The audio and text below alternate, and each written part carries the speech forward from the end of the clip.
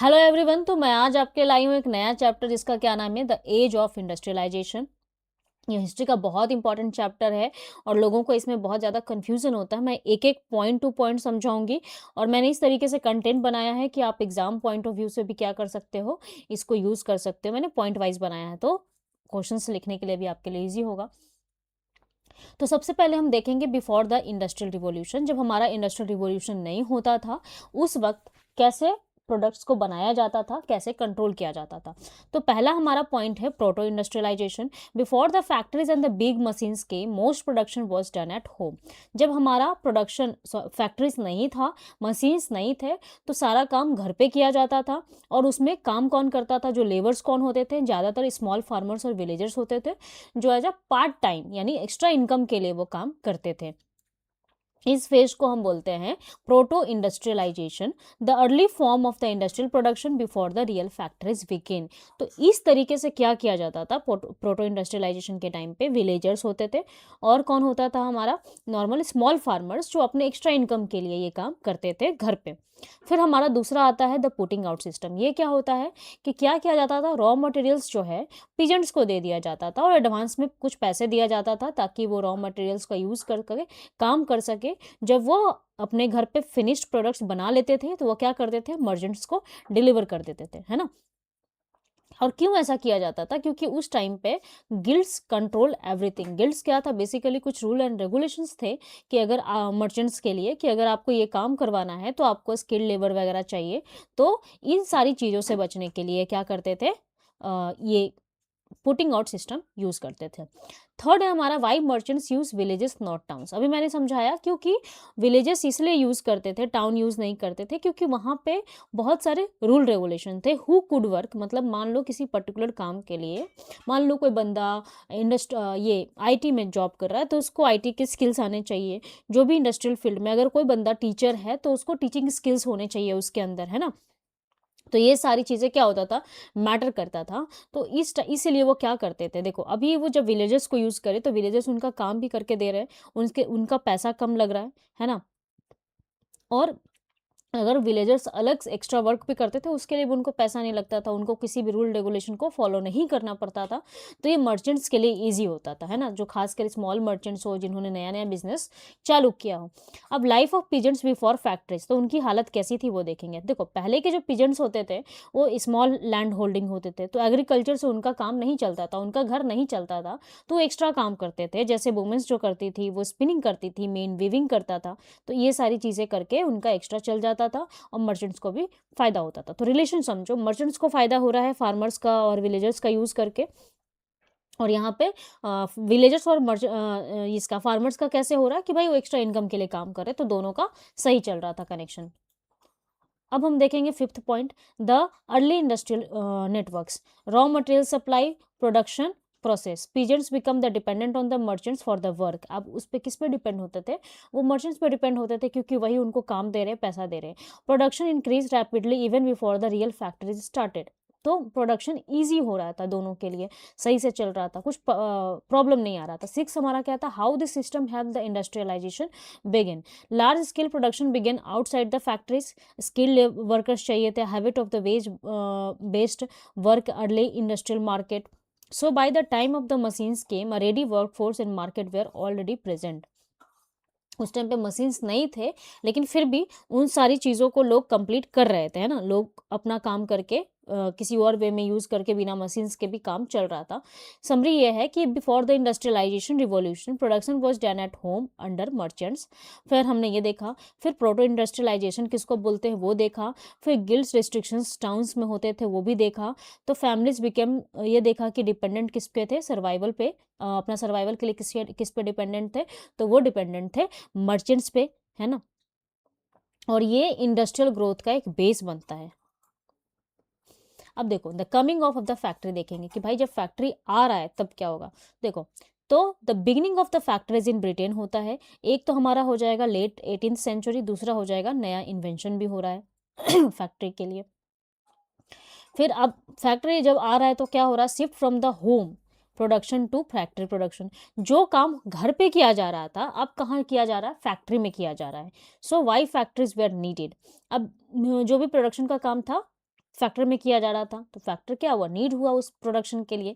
अब इन्वेंशन देखो क्या क्या हुआ, spinning ginning, speed of the spinning, spinning के स्पीड ऑफ के लिए। अब देखो जो स्पिनिंग का काम कर रहे थे मोस्टली वुमेन कर रही थी, तो उनका अब मशीन तो था नहीं, तो वो स्लो ही काम चल रहा था, तो उस चीज़ में स्पीड अप आया, प्रोडक्शन बढ़ेगा, है ना, प्रोडक्टिविटी बढ़ेगा। फिर स्टीम इंजन आया, जिसने किसने किया था, जेम्स वॉट ने किया था खोज। अब हम देखेंगे the pace of the industrial change. Industrial change का क्या पेस होता है, क्या स्पीड अप होता है, क्या क्या चीज़ें चेंज हुई, जो पहले प्रोडक्शन हो रहा था, अब इंडस्ट्री के आने के बाद क्या प्रोडक्शन हो रहा है। तो हमारा पहला है slow and uneven start. Early industries grows very slowly. अब देखो, अब नया-नया लोग जो शिफ्ट कर रहे हैं इंडस्ट्री, मशीनों के बारे में उतना आइडिया नहीं होता था कि मशीनें किस तरीके से चलती थी, और मशीन भी उस लेवल का प्रोडक्टिव नहीं था।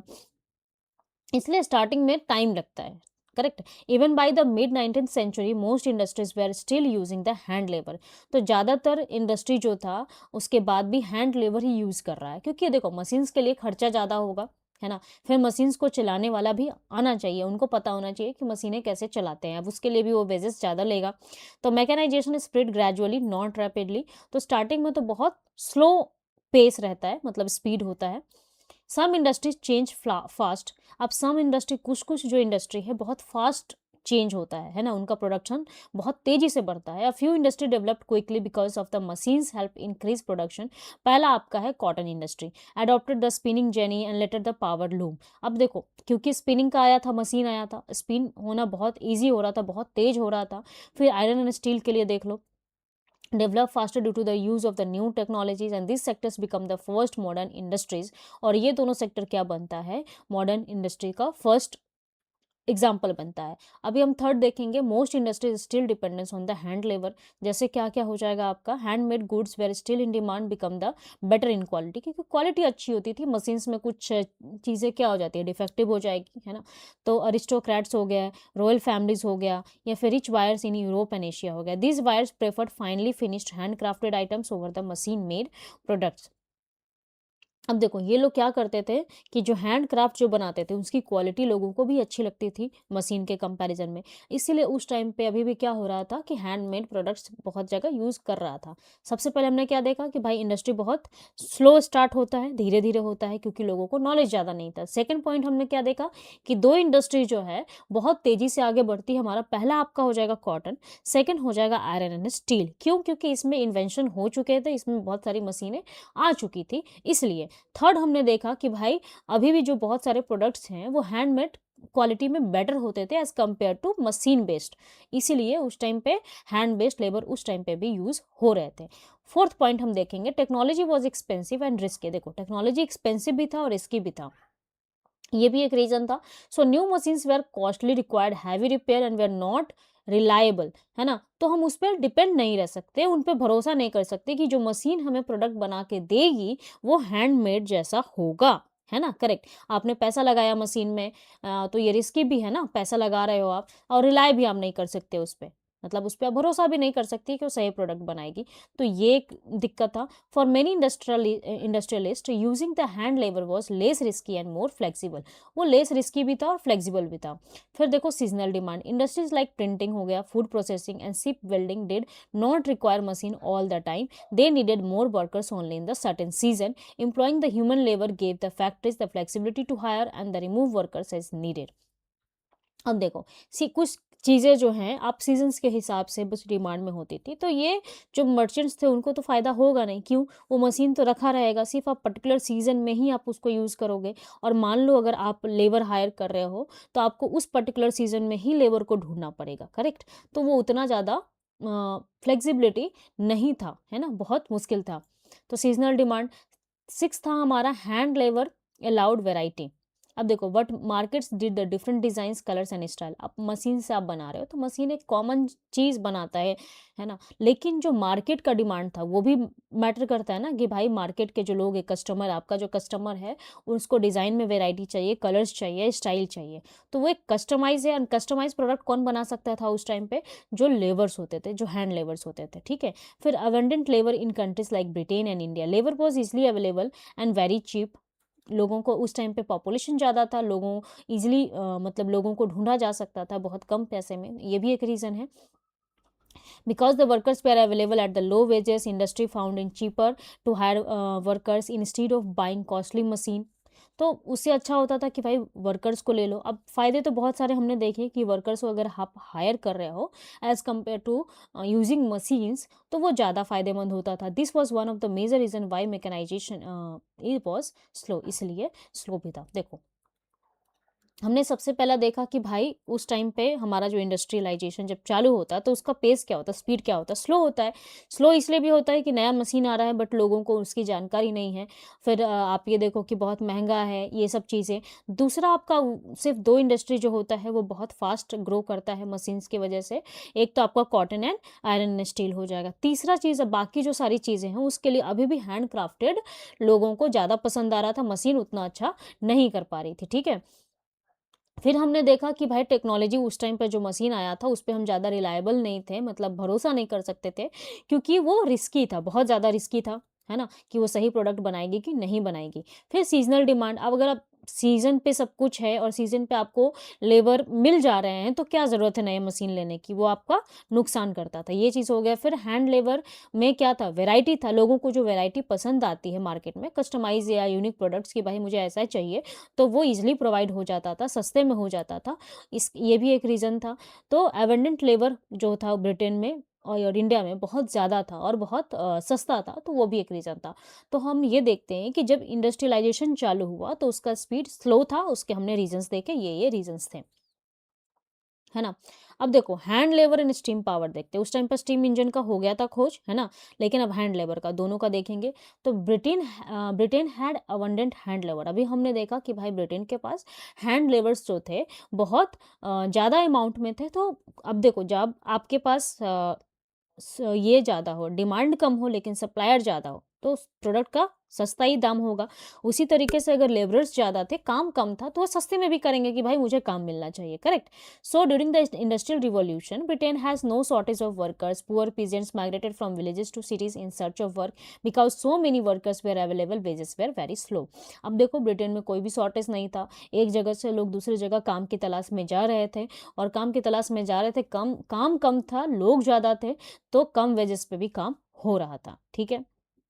दूसरा, industrialist preferred hand labour. Industrialist preferred क्यों कर रहे थे, हमने ये भी देखा कि भाई हम मशीन पे ज़्यादा रिलाई नहीं कर सकते, मशीन कैसा प्रोडक्ट बनाएगी नहीं बनाएगी, उससे सस्ते में अगर हमें लेबर से काम मिल जा रहा है, और लेबर से काम मिलने का मतलब ये भी था कि एक तो आपका सस्ता तो हो ही रहा था, लेकिन आप कस्टमाइज प्रोडक्ट्स भी आप मार्केट में ला सकते थे, है ना? और इजीली आप उसको हायर कर सकते हो या डिसमिस कर सकते हो। लेकिन आपने मशीन में अगर पैसा लगाया तो उसके मेंटेनेंस के लिए भी आपका खर्चा हमेशा होगा, करेक्ट? तो ये सारी चीज़ें थी। दूसरा, मशीन वेरी एक्सपेंसिव। मशीन बहुत क्या था, बहुत महंगा था, और उसके लिए लेबर भी आपको क्या चाहिए था, स्किल्ड चाहिए था, करेक्ट? तो ये भी एक रीज़न था। डिमांड्स फॉर हैंडमेड गुड्स, हमने देखा कि भाई उस टाइम पे लोगों को जो पसंद था, वो कैसा गुड्स पसंद था, हैंडमेड गुड, वो कस्टमाइज होते थे इसलिए, और क्वालिटी वाइज भी अच्छे होते थे। When the steam power spread, जब स्टीम इंजन क्या हुआ, मिड 19th सेंचुरी में स्टार्ट हुआ था, steam power increase the speed of the production, but even then only a few sectors use the steam power widely. उस time पे वो तो हुआ, मतलब अब देखो, सारे इंडस्ट्री में आप एक मशीन नहीं यूज़ कर सकते ना, अलग-अलग इंडस्ट्री टाइप ऑफ इंडस्ट्रीज़ के लिए अलग-अलग डिमांड होता है, केमिकल के लिए अलग हो जाएगा, जहाँ पे कोयले की प्रोडक्शन या फिर कुछ अलग चीज़ें जो बनाई जा रही है, आयरन का हो गया या फिर ऑयल रिफाइनरीज़ हो गया, तो उस सब के लिए अलग-अलग मशीन्स की ज़रूरत होती है। तो स्टीम इंजन का डिमांड तो था, बट कुछ ही सेक्टर में इसका यूज़ हो रहा था। Steam power did not replace the hand labour completely, और इसने इसलिए ये हैंड लेबर को कंप्लीट रिमूव नहीं कर पाया। क्यों? हमने पहले देखा, सबसे सिंपल, हैंड लेबर चीप था, फ्लेक्सिबल था, लोगों को जब चाहा तब रख लिया, कम पैसे में काम करवाया, और फिर जब नहीं डिमांड में रहा तो निकाल भी दिया। फिर हम देखते हैं कि लाइफ ऑफ द वर्कर्स क्या था उस वक्त जब हमारा इंडस्ट्रियलाइजेशन चालू हुआ था। तो problems of no job initially, मतलब इनिशियली जॉब नहीं था। When the machines and factories first came up, there were not enough jobs for all the workers, people from the villages migrated the cities hoping for work, but the factories could not absorb everyone, so many remained unemployed or got work only for the days। देखो, उस time पे जब नया नया factories बना, और उस time पे ज़्यादा काम नहीं था, यहाँ तक कि लोग काम की तलाश में क्या करते थे, माइग्रेट भी होते थे, बट फिर भी उनको अनएम्प्लॉय रहना पड़ता था, है ना, अनएम्प्लॉयड रहना पड़ता था, और कुछ काम दिन के लिए काम मिलता था, पहला। दूसरा आपका है लो वेजेस। अब देखो, जब लेबर्स ज़्यादा हो काम कब हो तो क्या होगा, वो फ़ायदा उठाएँगे कि भाई तुम कम पैसे में काम कर दोगे। हर कोई तैयार होगा ना मार्केट में कि भाई मेरे पास जॉब नहीं है, उससे अच्छा कुछ तो पैसे मैं कमा लूँ। तो ज़्यादा से ज़्यादा क्या होता था कि काम कर देते थे कम पैसे में, तो लो वेजेस होता था वर्कर्स के लिए, है ना? Many workers were available machines reduce the need for the skill labour. अब देखो बहुत सारे जो ऐसा वर्कर्स थे उनके पास स्किल नहीं था मशीन्स के लिए, तो वो भी एक रीजंस था कि उनको कम पैसे में काम करना पड़ता था। थर्ड, हार्ड वर्किंग कंडीशंस होते थे, कितने 14 से 16 घंटे लोगों को काम करना पड़ता था। फिर फैक्ट्रीज की जो हालत थी, अब नई नई फैक्ट्री बनी तो लोगों के बारे में नहीं सोचा गया, तो डर्टी थी, अनहेल्दी थी, और स्मोक, डस्ट एंड हीट, ये सारी चीज़ें जो थी वो फैक्ट्री की हालत थी। फिर कोई जॉब सिक्योरिटी भी नहीं था। रीज़न आपको भी पता है कि देखो लोग ज़्यादा हैं, काम कम है, ऊपर से अगर कुछ ऐसा सीज़नल बेस्ड काम हो गया तो जॉब सिक्योरिटी भी नहीं। जब आपका सीज़न आएगा आपको रखेंगे, आपने काम किया, जब सीज़न खत्म हुआ तो आपको निकाल देंगे, तो जॉब सिक्योरिटी भी नहीं थी। तो मेनली जो कंक्लूज़न पे अगर आप पहुँचोगे तो कंक्लूज़न ये निकलता है कि उस टाइम पे लाइफ़ ऑफ द जो वर्कर्स के थे, मतलब वो अच्छा नहीं था, वर्किंग कंडीशन अच्छा नहीं था। फिफ्थ पॉइंट क्या है, crowded and the poor leaving condition, कि बहुत ज़्यादा भीड़ थी, है ना? तो वो भी रीज़न था, और कंडीशंस भी सही नहीं था, खाने के लिए नहीं था, बहुत गरीबी में चल रहे थे उन लोगों के जीवन।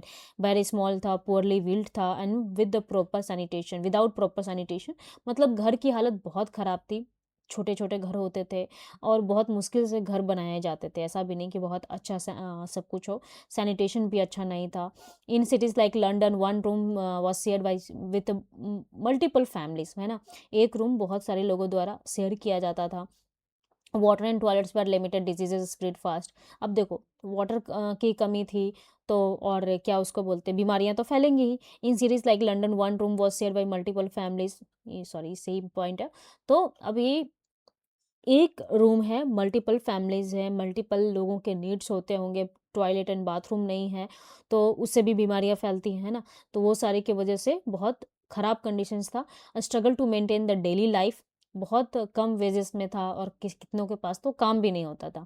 तो वो सारे रीज़न्स थे जिसके वजह से प्रॉपर फूड भी अफ़ोर्ड नहीं कर पाते थे वो।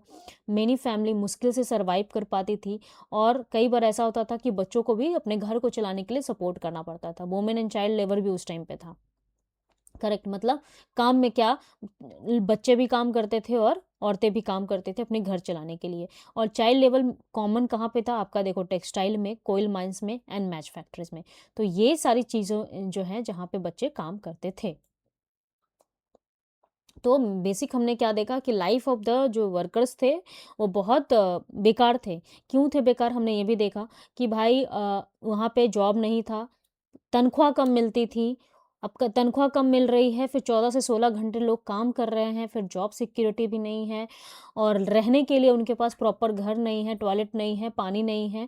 फिर वो डेली स्ट्रगल करते थे, अफ़ोर्ड नहीं कर पाते थे खाना, तो खाने के लिए भी वो करते थे, वो स्ट्रगल कर रहे थे। फिर वहाँ पे औरतें और चाइल्ड लेबर भी चल रहा था अपना घर चलाने के लिए। तो ये मिला-जुला कर क्या था, लाइफ ऑफ द वर्कर्स था उस टाइम पे। अब देखो इंडस्ट्रियलाइजेशन इन द कॉलोनीज़ देखेंगे, तो उस टाइम पे क्या था, European companies came as a traders. Before the industries, European powers like the British, French and Dutch came as a traders in India. East India Company first focus on buying the Indian handmade goods such as the fine cotton textile, silk, spices. These goods were famous in the world market. अभी देखो, उस time पे क्या हो रहा था कि companies आने से पहले सॉरी कॉलोनीज़ में जो होता था इंडस्ट्रियलाइज़ेशन के साथ क्या हुआ था, एज़ अ ट्रेडर आते थे वो, है ना?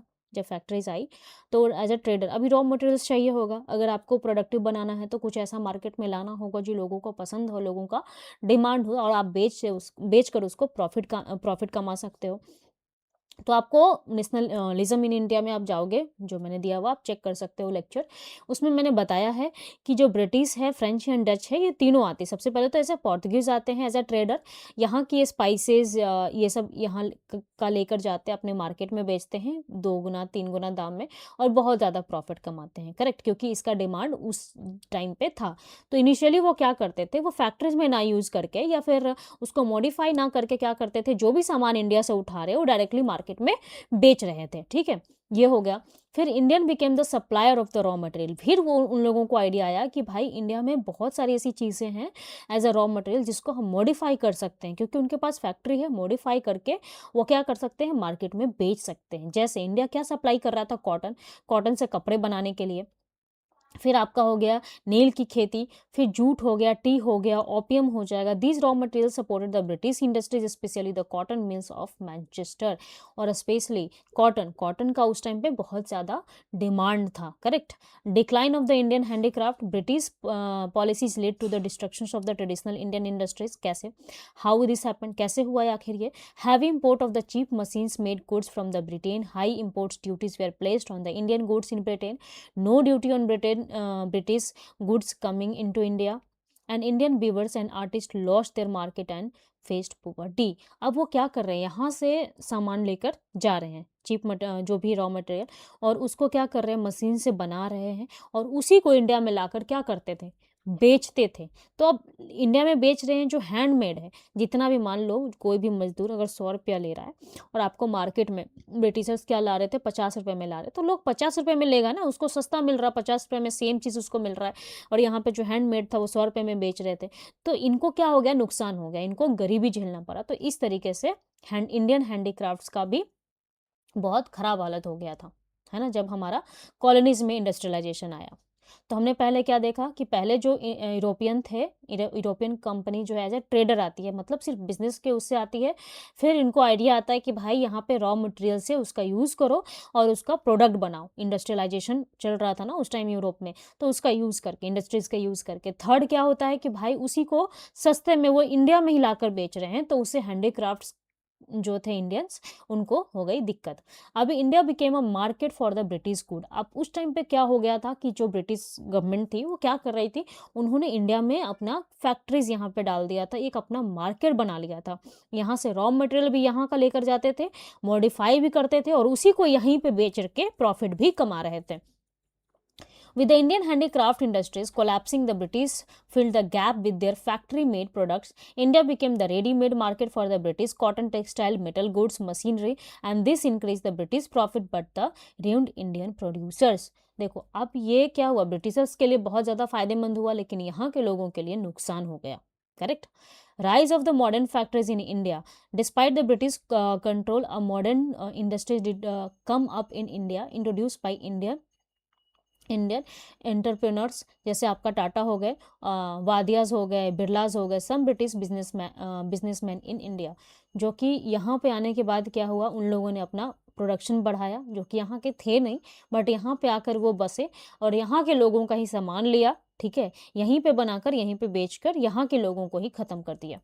Railways and industrial growth. अब रेलवेज वगैरह आया तो इंडस्ट्री को और ग्रोथ हो गया। क्यों हो गया भाई, कि इंपोर्ट एक्सपोर्ट करना ईजी हो गया, एक जगह से दूसरी जगह सामान पहुंचाना ईजी हो गया।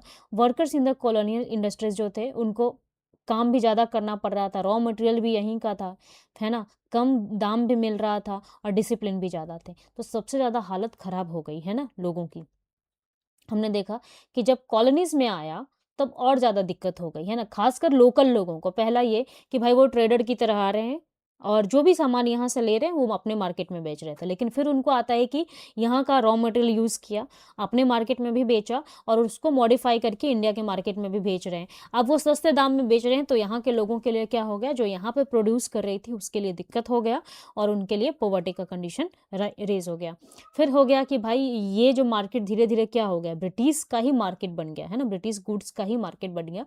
तो यहाँ के जो प्रोड्यूसर या मैन्युफैक्चरर थे उनको क्या हो गया, लॉस में जाना पड़ा। अब क्योंकि मॉडर्न फैक्ट्रीज आया तो बाहर के लोगों ने अपनी फैक्ट्री बिठाई, यहाँ पे बिजनेस किया, प्रॉफिट कमाया और यहाँ के लोगों को ही क्या बना लिया, एज अ सर्वेंट यूज़ किया, है ना, लेबर यूज़ किया और यहाँ से यहाँ के लोगों को ही काम करवा के यहीं की चीज़ों का उन लोगों ने बेच कर प्रॉफिट कमाया।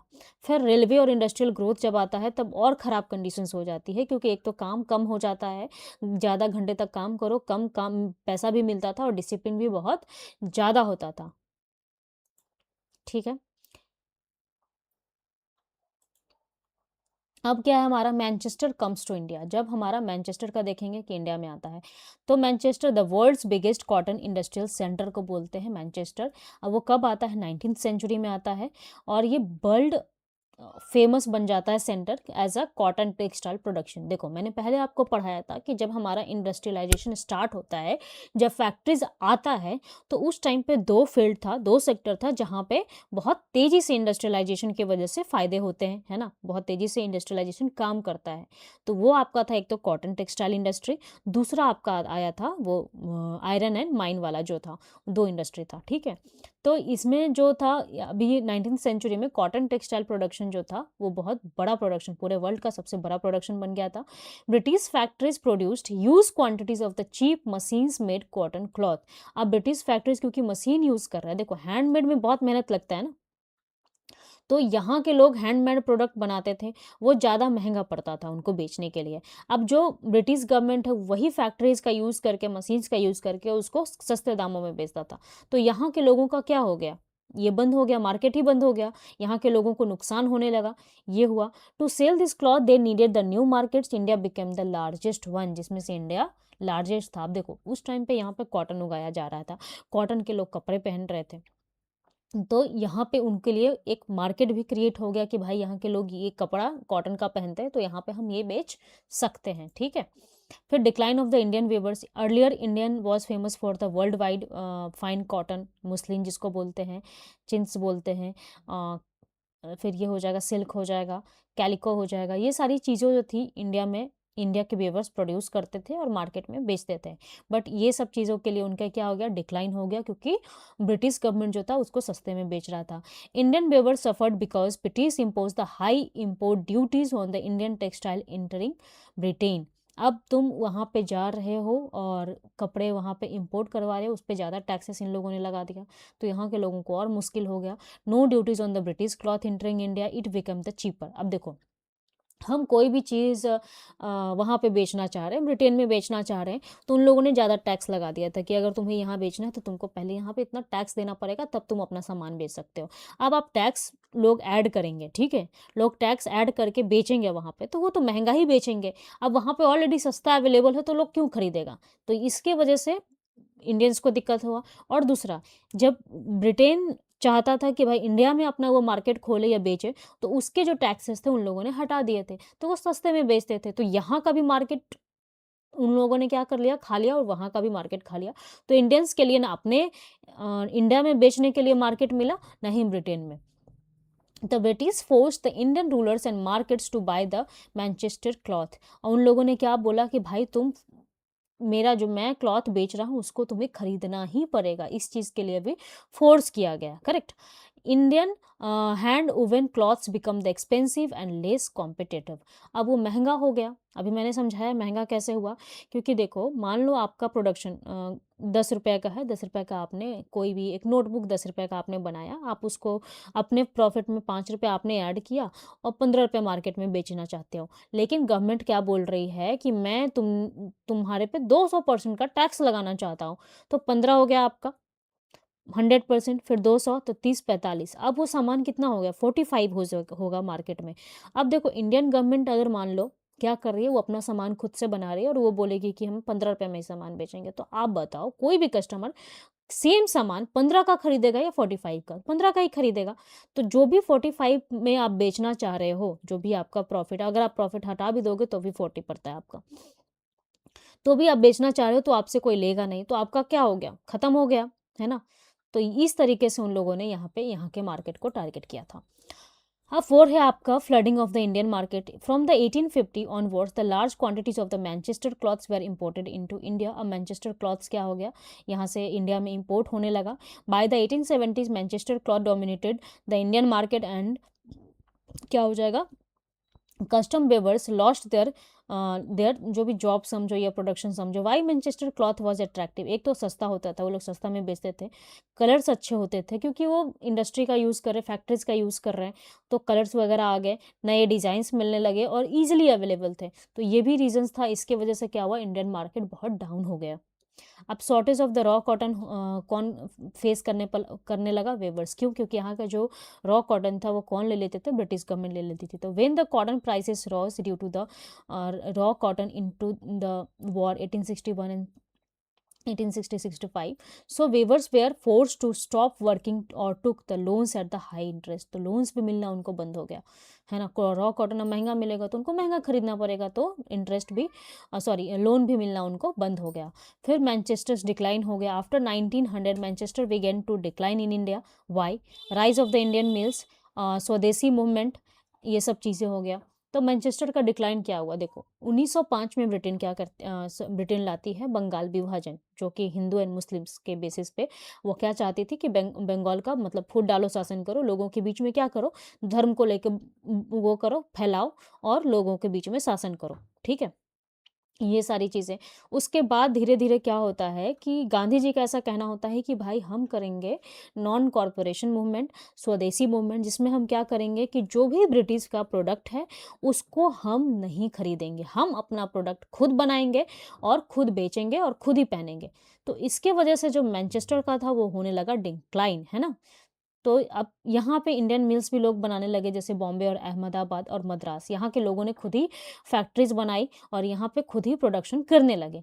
फिर दूसरा आता है स्वदेशी मूवमेंट, जो मैंने आपको बताया कि फॉरेन क्लॉथ्स को हम क्या करेंगे, नहीं यूज़ करेंगे। अब फर्स्ट वर्ल्ड वॉर जो होता है 1914 में होता है स्टार्ट, तो ब्रिटिश एक्सपोर्ट को बंद कर देता है ना, इंडिया से इंडिया को। Indian industries and the cloth production slowly increase. तो धीरे धीरे जो होता है इंडिया का जो इंडस्ट्री है धीरे धीरे आगे बढ़ने लगता है, करेक्ट। हमने ये सब देखा।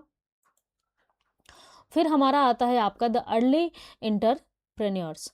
तो the Indian traders and the merchants before the British rule. जैसे क्या होगा हमारा कि हम इंडियन जो ट्रेडर्स थे ब्रिटिश रूल के पहले, वो क्या क्या थे वो देखेंगे। Before the British came India had many wealthy and skilled traders such as bankers, money lenders, artisans, merchants involve in island. So इन सारी चीज़ें थी जो यहाँ पे लोग करते थे, यहाँ के लोग बिजनेस के लिए यूज़ करते थे। और क्या करते थे वो? करते थे ट्रेड। कहाँ कहाँ करते थे? सेंट्रल एशिया में करते थे, पर्शिया में करते थे, east Africa and south east Asia.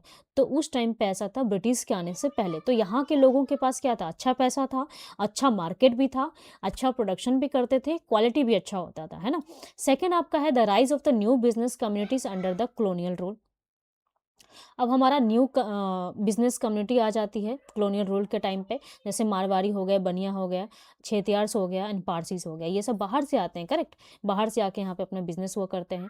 The role of the agents in shipping and export. The Indian businessman became important as agents who help the British in collecting goods from the producers, transporting them to ports, exporting raw materials, and through this work they gained knowledge of the foreign trade and built a strong business network। अब उस time पे क्या होता था, जो यहाँ के agents थे, अभी देखो ऐसा स्टार्टिंग में जब ब्रिटिश गवर्नमेंट आती है इधर, सॉरी ब्रिटिशर्स जब आते हैं तो नॉर्मल ऐसा कंपनी आते हैं कि ईस्ट इंडिया कंपनी, उनको बस नॉर्मल बिजनेस करना होता है। लेकिन जब वो यहाँ आते हैं तो यहाँ पे क्या होता है, अलग अलग जगह पे अलग अलग राजा होते हैं, आपस में लड़ते हैं। ये सारी चीज़ों को देख कर उनके दिमाग में आता है कि भाई यहाँ के लोगों पे शासन भी किया जा सकता है, ठीक है। तो जिस टाइम वो एज अ ट्रेडर आते हैं उस टाइम पे यहाँ के लोग क्या करते थे, उनको हेल्प करते थे, करेक्ट। बिजनेस के लिए यहाँ के लोगों को भी प्रॉफिट होता था, है ना। फिर देखो वहाँ पे new European goods, machineries, textile, networking with the foreign merchants. तो इस वे में क्या हुआ था, जब स्टार्टिंग में जो था यहाँ के एंटरप्रेन्योर्स अच्छे थे, अच्छे वे में क्या कर रहे थे, ट्रेड वगैरह कर रहे थे। फोर्थ है the Indian entrepreneurs start the modern industries. By the late 19th century some Indians began establishing the modern factories. हमने देखा बॉम्बे हो गया, अहमदाबाद हो गया, ये सब हो गया। तो फेमस इंडियन एंटरप्रेन्योर्स में कौन कौन थे? दिनशॉ पेटेट एंड जमशेदजी नुसरवानजी टाटा। तो ये लोग थे। Started the first cotton mills इन बॉम्बे।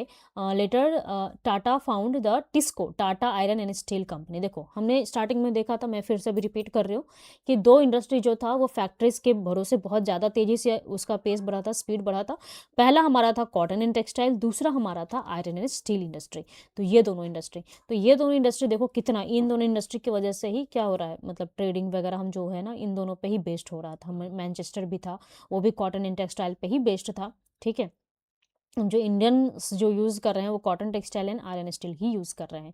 फिर आपका हो गया सेठ हुकुमचंद हो गया, अब मारवाड़ी बिजनेसमैन होते, started the India's first jute mill in Kolkata, Kolkata में, अभी कोलकाता बट उस टाइम कलकत्ता होता था, तो वहाँ पे स्टार्ट करते हैं। फिर द्वारका नाथ टैगोर हो जाएगा, one of the earliest Bengali entrepreneurs हो जाएगा, invested in coal mine system, ships and banking, ये सारी चीज़ों में उन लोगों ने इन्वेस्ट किया था। फिर हमारा हो जाएगा British restrictions on the Indian entrepreneurs. उसके बाद होता है ब्रिटिश गवर्नमेंट का एंट्री, और उनका वो जो खराब मनसा साजिश जो था उन लोगों ने स्टार्ट उसके बाद किया। Discrimination in transport, trade and finance, British bankers refuse loans to India, Indians को लोन देना बंद कर दिया, मना कर दिया। British control the markets, made it difficult to compete. उन लोगों ने क्योंकि मार्केट पे क्या किया था, कंट्रोल कर लिया था, तो इंडियंस ट्रेडर्स जो थे उनको कॉम्पीट नहीं कर पा रहे थे, correct. British traders were given the more opportunities and the lower taxes. अब उनको मार्केट करने के लिए टैक्स भी ज़्यादा नहीं देना पड़ रहा है और अपॉर्चुनिटीज़ भी ज़्यादा है, तो उनको प्रॉफिट भी ज़्यादा मिलेगा, है ना। और यहाँ के मार्केट्स को धीरे धीरे डाउन कर दिया उन लोगों ने। लेकिन यहाँ का मार्केट बूस्ट तब करता है जब हमारा स्वदेशी मूवमेंट आता है 1905, जब वो चाहते हैं कि बंगाल का विभाजन हो। Indians started the boycotting the British goods and Indians businessman found more support, more Indian owned factories were set up specially in textile and steel. उसके बाद तो हमने क्या क्या देखा, हमने ये देखा कि भाई ब्रिटिश रूल के पहले यहाँ पे क्या कंडीशंस थे, यहाँ की ट्रेडिंग कैसी थी, हमने ये देखा जब यहाँ पे अर्ली इंटरप्रेन्योर्स थे, जब उन लोगों ने स्टार्टिंग में बिजनेस करना चालू किया था।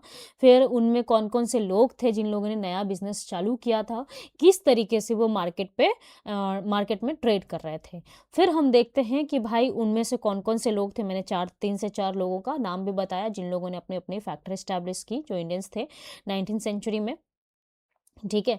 फिर रिस्ट्रिक्शंस आता है ब्रिटिश गवर्नमेंट का इंडिया पे, लेकिन वापस से इंडियन इंडस्ट्री बूस्ट होती है स्वदेशी मूवमेंट यानी 1905 के बाद से। द अर्ली इंटरप्रेन्योर्स देखेंगे, फोर्थ में हमारा है the Indian entrepreneurs start modern industries में, हमने देखा ये 3 से 4 नाम देखा। फिर हमने देखा कि भाई किस तरीके से उन लोगों ने स्वदेशी मूवमेंट के बाद अपना बिजनेस चालू किया था। Where did the workers came from, workers आते कहाँ थे, ठीक है, ये देखेंगे। जॉबलर, जॉबलर किसको बोलते हैं, recruited workers for the factory, often belong to the same village और region as a workers, help the workers get jobs by recommending their names. अब देखो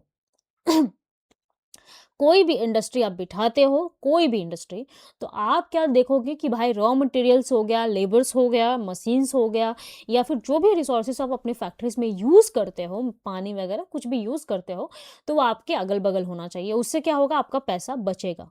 तो इन लोग जो भी क्या करते थे, जो लेबर लाते थे, वो जहाँ पे फैक्ट्री है उसके अराउंड ही लोगों को लेकर आते थे, ताकि उन लोगों को पैसा बचे, दूर से नहीं मंगवाते थे, वहीं के लोगों को यूज़ करते थे अपने काम के लिए। misuse their power to gift and money from workers, created groups and controlling hiring in factories। तो इस तरीके से करते थे। जो जॉबलर्स को एक इसमें क्या आया, आपका एक जॉबलर आया है। जो जॉबलर बेसिकली कौन होता था, वहीं के अगल बगल के गांव के लोग होते थे जिनको फैक्ट्री में काम करना था, उनको वेजेस मिलता था, उन्हीं को ये लोग हायर करते थे, ठीक है। New workers came from the declining craft. Traditional weavers, spinners, metal workers, carpenters, and plotters lost work because of the machine-made goods replaced the handmade items. British policies destroyed the Indian crafts. These artisans were forced to join the factories as a laborers। देखो ये artisans होते थे, इतने गरीब नहीं होते थे, क्यों इनको मजबूरी में करना पड़ रहा था, अभी अपना सामान बेच नहीं पा रहे, टैक्सेस हो गया रीज़न, या फिर कुछ भी रीज़न हो गया, रॉ मटेरियल्स नहीं मिल रहे हैं, कम मिल रहे हैं, जो भी रीज़न हो गया, अभी अपना सामान मार्केट में बेच नहीं पा रहे हैं, तो इनको मजबूर किया जाता था कि भाई तुम एज अ लेबर काम करो फैक्ट्रीज में, है ना, एज अ मजदूर काम करो आप फैक्ट्री में।